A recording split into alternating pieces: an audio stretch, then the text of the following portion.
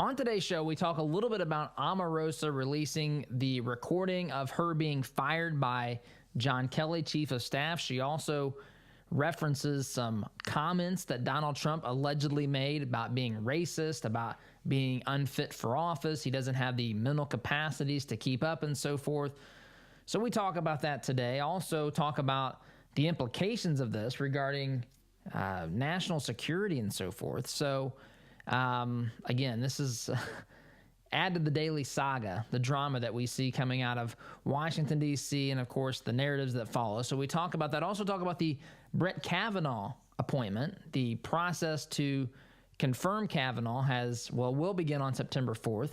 Talk about the political implications of that. Talk about how Joe Donnelly, Joe Manchin, Heidi Heitkamp, and of course Claire McCaskill and others have been trying to position themselves. And I think they're looking for a political excuse not to confirm this guy. I don't think they'll get there. But nonetheless, they're looking for political cover to vote against the confirmation of Kavanaugh, even though there's no reason to do so other than politics as usual.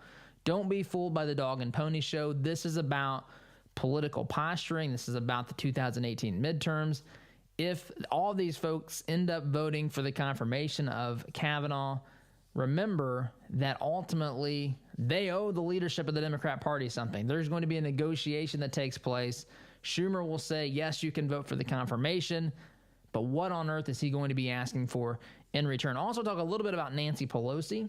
Talk about how Nancy Pelosi, if you follow the traditional narrative that we have seen take shape from the time that Donald Trump has been president, we would say that Nancy Pelosi has now engaged in a First Amendment constitutional assault against the media by questioning their motives for her, whether or not she can be Speaker of the House. She says they're undermining her.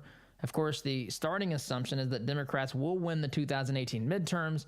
And of course, Democrats are looking for a leader in the House, a Speaker of the House, and Nancy Pelosi wants to be that. But she is saying that the media, specifically NBC, is trying to undermine those efforts. So we talk a little bit about that as well. And guys, today we launched, for those who are members of the Conservative Not Bitter Party, we launched our first bonus content, and that's available to anyone who's a member of the Conservative Not Bitter Party. You can find out more information by going to conservativenotbitter.com.